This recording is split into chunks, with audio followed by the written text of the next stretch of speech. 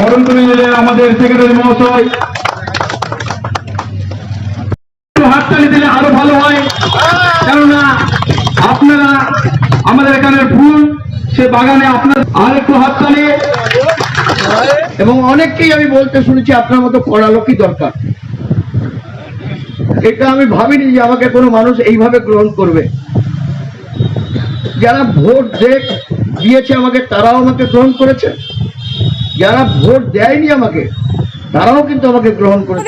বেলডাঙ্গা ছাপাখানা hawkers welfare সোসাইটির পক্ষ থেকে 71 নম্বর বেলডাঙ্গা বিধানসভার বিধায়ক শ্রী ভরত কুমার জাওরকে সংবর্ধনা জানানো হয়। এদিন সংগঠনের সদস্যরা বিধায়কের হাতে ফুলের তোড়া ও স্মারক তুলে দেন। সংগঠনের পক্ষ থেকে হকারদের বিভিন্ন সমস্যা ও দাবি দেওয়া তুলে ধরা হয়।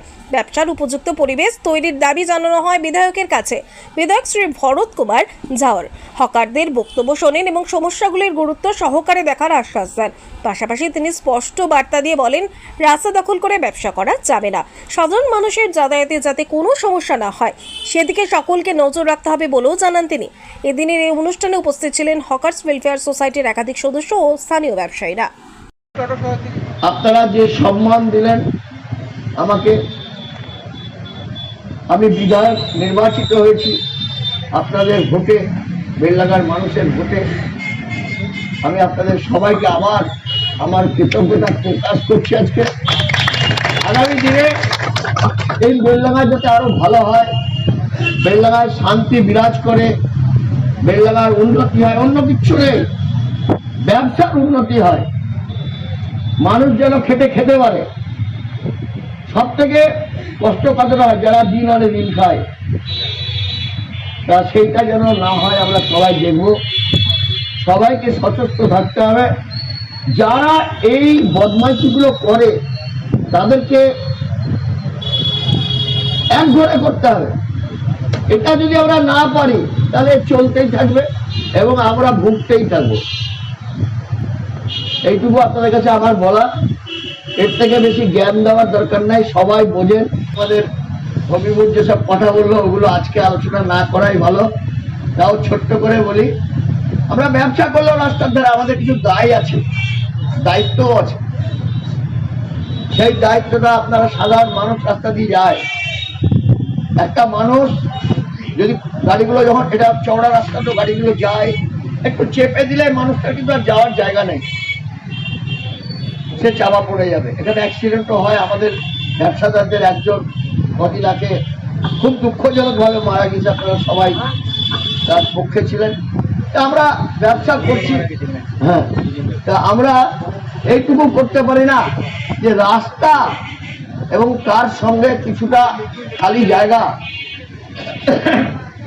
যাকে রাস্তার পরিভাষায় প্ল্যাঙ্ক বলে, যেটা পিচ, তার সঙ্গে আরেকটু আমরা যদি আমাদের দোকানের মালটাও রাস্তায় এনে দিই, খুব দৃষ্টিতে লাগে। তো এটা দিন এসেছে নিজেদের ভাবার, যে অন্য কেউ আমাকে আইন দিয়ে করাবে কেন, আমরা নিজেরাই ভাববো। খুব বেশি লোক করে না, কিন্তু আমাকে যেটা বলছি তার জন্য আমাকে অন্যরকম ভাববেন না। কেননা আজকে উনি আপনাদের সামনে ভালো হয়ে বসে আছেন। কালকে যখন এর আগে দেখেছেন আপনারা, যখন বেলডাঙ্গা থানার আইসি ছিলেন মিরান সাহা, তখন কিন্তু এই রাস্তায় উনি একদিন এসে মাল টান মেরে মেরে ফেলে দিচ্ছিলেন। আমি ওনাকে বলেছিলাম, যাক আমরা ব্যবস্থা নেব, আপনি এটা ফেলেন না। ওনার কথা শুনেছিলেন। আজকে উনি একটা আপনাদের আবেদন রাখলেন যাতে জনগণের অসুবিধা না হয়, জনগণ তাহলে আপনাদের সঙ্গে থাকবে। তাই সকলের কাছে অনুরোধ, আমরা সচেতনভাবে মানুষের অসুবিধা না করে ব্যবসা করব, এই আশা আপনাদের কাছে, সকলের কাছে। এমএলএকে সম্বর্ধনা দেওয়ার উদ্দেশ্য হচ্ছে, উনি খুব কাজের মানুষ, ওনার কাজ এর আগে আমরা দেখেছি এবং আগামী দিনেও উনি করবেন এই আশা রেখেই ওনাকে আমরা আমাদের ব্যবসায়ী সমিতির পক্ষ থেকে সংবর্ধনা দিলাম। কি দাবি জানালেন? ওনার কাছে দাবি বলতে গেলে কি, আমরা তো ক্ষুদ্র ব্যবসায়ী, আমরা এখানে যারা রাস্তার উপরে ব্যবসা করে খায় তাদের যাতে কোনো ক্ষতি না হয় ভবিষ্যতে, সেইটাই ওনার কাছে আমাদের দাবি থাকবে।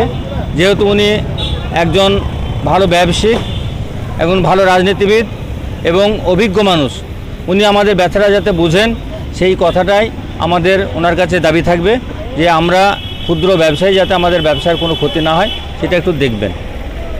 কি আপনাদের কিছু দাবি দাবা দিল আপনাদেরকে ঘুরে? উনি আমাদের এখানে যেটা দাবি দেওয়া বলতে গেলে, আমাদের এখানে একটা পাবলিক টয়লেটের দরকার, সেটা ওনার কাছে আমরা দাবি রেখেছি। আর আমাদের যে সমস্ত দোকানদার আছে তাদের যাতে ট্রেড লাইসেন্স হয় সেটা উনি দেখবেন, যাতে কিভাবে করা যায়। আর আমাদের এখানে আমরা দীর্ঘদিন থেকে একটা আন্দোলনের সঙ্গে যুক্ত আছি। বেলডাঙ্গা চিনির মিল একটা ঐতিহ্যবাহী জায়গা, ঐতিহ্যশীল যে এলাকা, যারা বেলডাঙ্গা মানুষের সবারই অধিকার আছে সেই জিনিসটা সঠিক জায়গায় থাকুক, কিন্তু প্রমোটাররা সেটাকে নষ্ট করে তাদের নিজেদের নামে করতে চাইছে। সেই আন্দোলনটা আমরা দীর্ঘদিন থেকে করে আসছি। ওনার কাছে আমরা দাবি রেখেছি আমাদের সেই আন্দোলনের ফল যাতে আমরা পাই, যাতে চিনির মিলের জায়গা চিনির মিলের থাকে, এখানে কোনো পাবলিক এখানে রেকর্ড করেছে যারা, সেই রেকর্ডগুলো কাটিয়ে চিনির মিলের নামে থেকে যাক, এইটাই আমাদের মূল দাবি। ওনার কাছে সেই দাবিটা রেখেছি আমরা। আমার পরিচয়, আমি ছাপাখানা হকার্স ওয়েলফেয়ার সোসাইটির সম্পাদক, আমার নাম হাবিবুর রহমান।